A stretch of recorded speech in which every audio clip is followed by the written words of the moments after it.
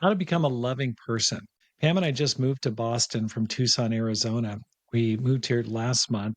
This is being recorded in August of 2025, and we lived in Tucson for 13 years. We planted the church there back in 2012 and created so many memories. The last month we were there, we were busy packing up and saying goodbye to people. It's really difficult to condense 13 years into a few goodbyes, as anyone who's traveled a lot knows. But you know what was most important to Pam and to me? Knowing that I really love the people there and that they love me. I mean, it's just kind of how do you sum it all up? It's like, did I love people? Did people love me? When I heard people share how I'd helped them and love them, it's really all that mattered. It's all I was really looking for. There were many things that people shared that I had long forgotten about. I didn't even remember it, even when they told me, like, okay, that happened. Awesome. And they were often small things, but they were really big to those people. Coming here to Boston, I had about 3 months there where I took a sabbatical or career break, and it was an awesome time of reflection. I hope to share about it soon. But I just came here with a simple focus. I want to love.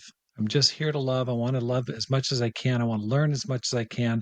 That's the goal. So, what's your goal? Is it to make friends? Maybe you'd like to find a romantic relationship. Maybe you want to make a difference. I hope love is mixed up in that mix because it's easy to remain unconnected with people even though you're surrounded by them. I'm here in Boston and it doesn't compare to living in downtown Tokyo where we lived for 9 years, 10 years, but it's still, to make connections, you have to really go out of your way. So let's figure out how to grow in the quantity and depth of our love. Let's start by reading 1 Timothy chapter 1, verse 3 through 6. And in that passage, Paul says to Timothy, I urged you as I went into Macedonia, stay there in Ephesus so that you may command certain people not to teach false doctrines any longer or to devote themselves to myths and endless genealogies. Such things promote controversial speculations rather than advancing God's work, which is by faith. The goal of this command is love, which comes from a pure heart and a good conscience and a sincere faith. Some have departed from these and have turned to meaningless talk. So Paul is advising Timothy how to lead the church in Ephesus, and he tells him to command people to stop wasting time with empty words, false doctrine, gossip, backbiting. He says the goal of this command is love. That's the whole point. Love provides the environment that advances God's work. If you've ever been in a dysfunctional family, a dysfunctional church, a dysfunctional work situation, you know how God's work and any kind of good work gets sidelined when love takes a back seat to controversy.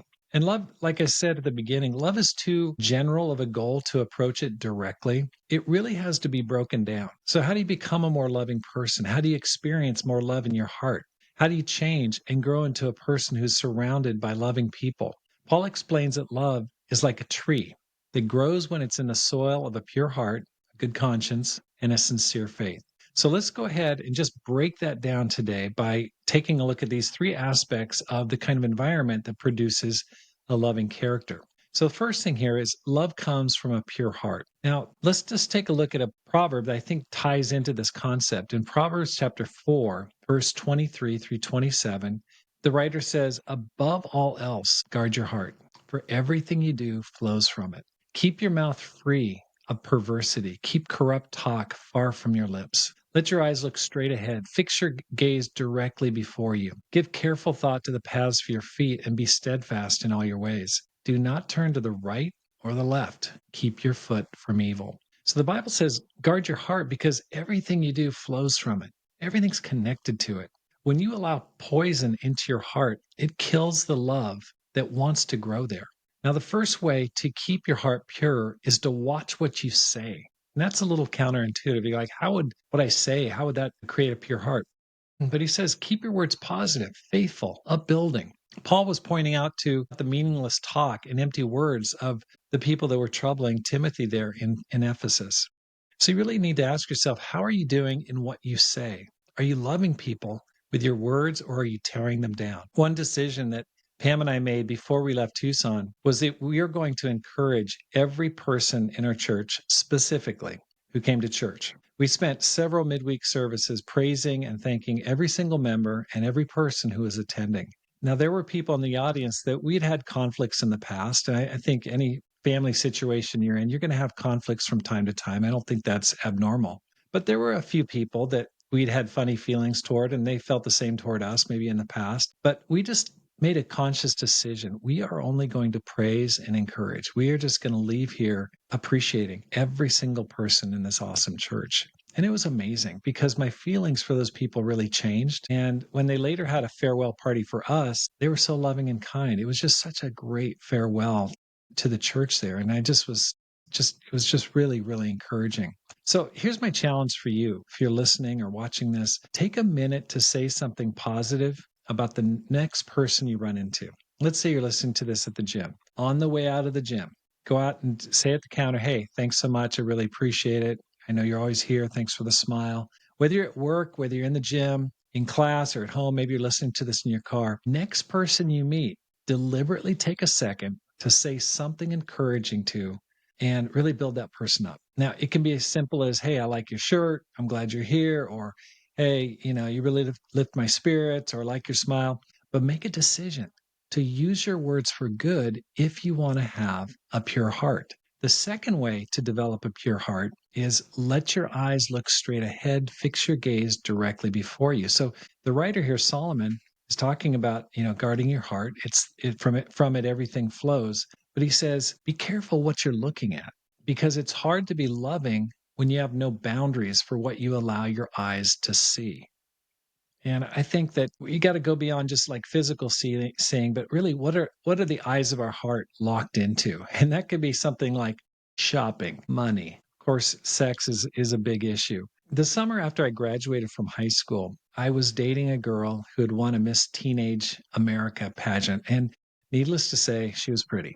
But I got distracted.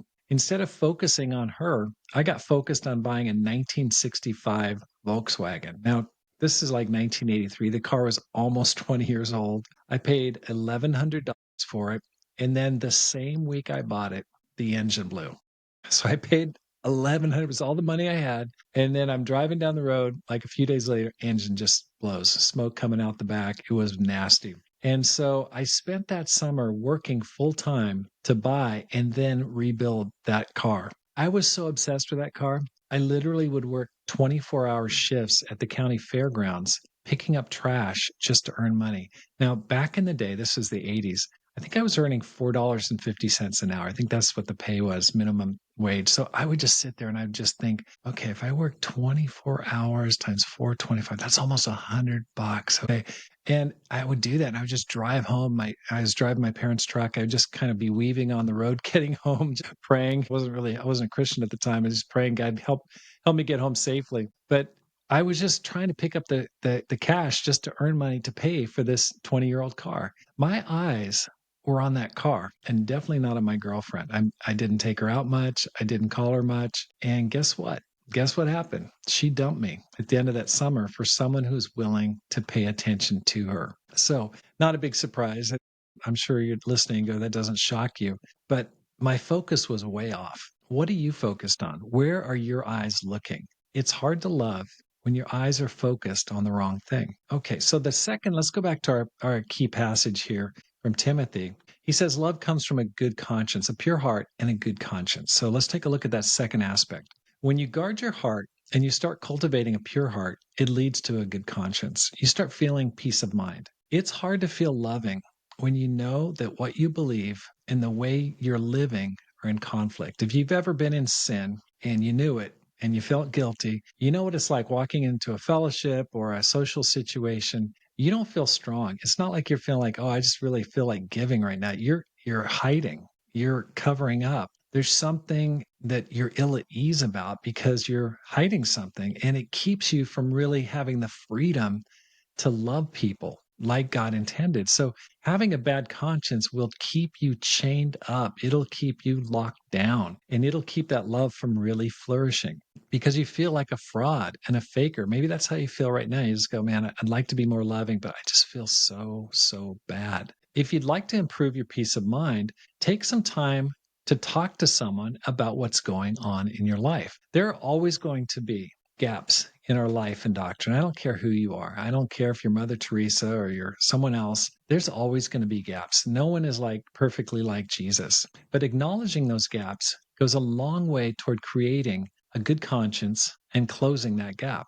So my question is, when's the last time you talked to someone about what is bothering your conscience? You know what's the hardest call to make? The call to let someone know that you aren't perfect, that you blew it, and that you made a mistake. I've been reading on my sabbatical, I started reading Seneca's letters. And I was reading this morning and he said, why does no one admit his failings? Because he's still deep in them. It's the person who's awakened who recounts his dream. And acknowledging one's failings is a sign of health. And so, what's he saying? He's saying, listen, it's the person who wakes up and sees they can remember the dream. But if you're still sleeping, if you're deep in it, you're not going to remember what the dream was. And it's just saying, hey, listen, if you want to, if you're aware, if you're awake, you're going to see your sin. If you don't see it, it's a sign that you're still in it.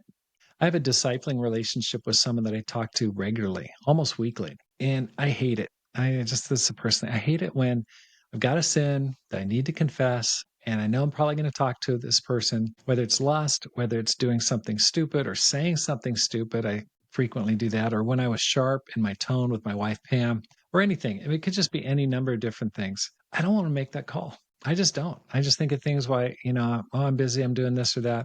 I don't want to talk to that person. Why? Because I'm hiding, because my conscience isn't good.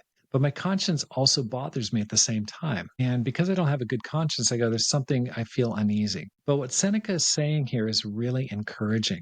The fact that my conscience does bother me shows that I'm spiritually alive and sensitive. So I'd be in real trouble if I didn't feel the need to deal with my sin. And Seneca goes on to say in that same chapter, with afflictions of the spirit, though, the opposite is the case. The worse a person is, the less he feels it. Have you ever heard a story about a person who just got involved in major sin, maybe a past spiritual hero, and you go, "Oh my gosh, how could he live with himself? Like how could she do that? Left the kids, left the family, got involved in a crazy relationship or something, just go, oh my gosh, how did that person keep that hidden for years on end? Well, guess what? They were doing terrible spiritually and they just didn't feel it. And they were able to keep that under wraps and it did a lot of damage, but they were not doing well spiritually. So the fact that you feel uneasy is actually a good sign. If you feel like your conscience is sensitive and tender, you should just go, okay, thank you, God. That's just a sign you're alive. If you don't feel bad when you sin, you need help and you really need help. So hopefully you're not in that situation. Okay, let's go back to our passage. So Paul says love comes from a pure heart, a good conscience. And then he says from a sincere faith. That's a third component of developing a loving character. Paul's pointing out the difference between love and empty talk that masquerades as religion. God is looking for disciples who show and express their faith by practicing love, not empty talk. My life previous to Jesus was really empty words. I wasn't loving, and I didn't have a genuine and sincere faith. My friends would be surprised when I offered to help them or serve them. They were like, "What's going on with him? He's got something up his sleeve." When you focus on planting the seeds of purity, good conscience, and sincere faith, love will follow. You'll start seeing a growth in the amount of your love. Now, Jesus is the ultimate example of this passage. His heart was pure, of course. His conscience was good as a result, and his faith was absolutely sincere.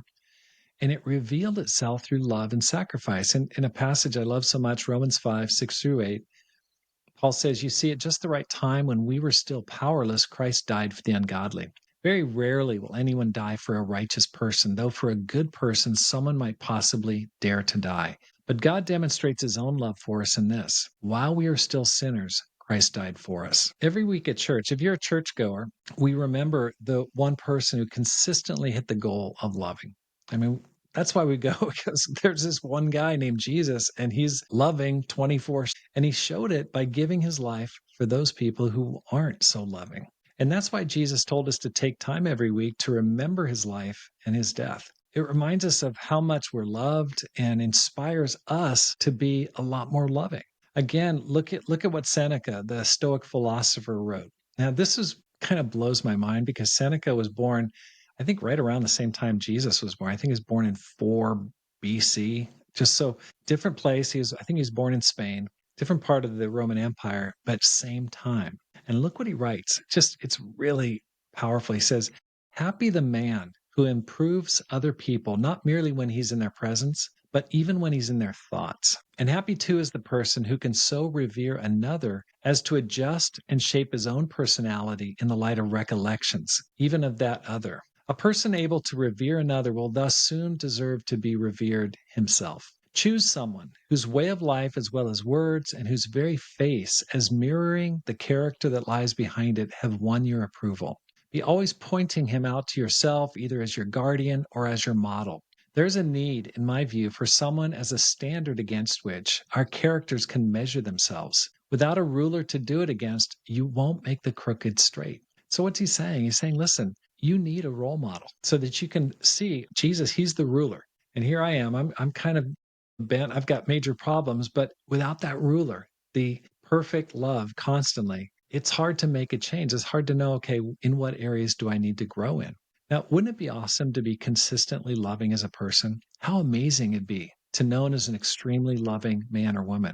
Let me remind you of some steps to building a loving heart. First, watch your words. Just take time. Just decide this week, I'm going to be the most encouraging person to my wife or to my husband, to my kids. I'm going to point out the good. I'm going to really build people up. I'm going to take time to smile at people and give them positive affirmations. Secondly, watch your eyes. Be careful. What are you focused on? Whether it's something negative, with something you see, maybe it's shopping, money, whatever your heart's really locked into, be careful. Make sure it's something good. Next, be honest with your life. Be open. Don't try to hide things because that's the road to danger. Get around people who are going in the right direction. Do you have spiritual friends around you? That's so important. And build a sincere faith and learn the truth.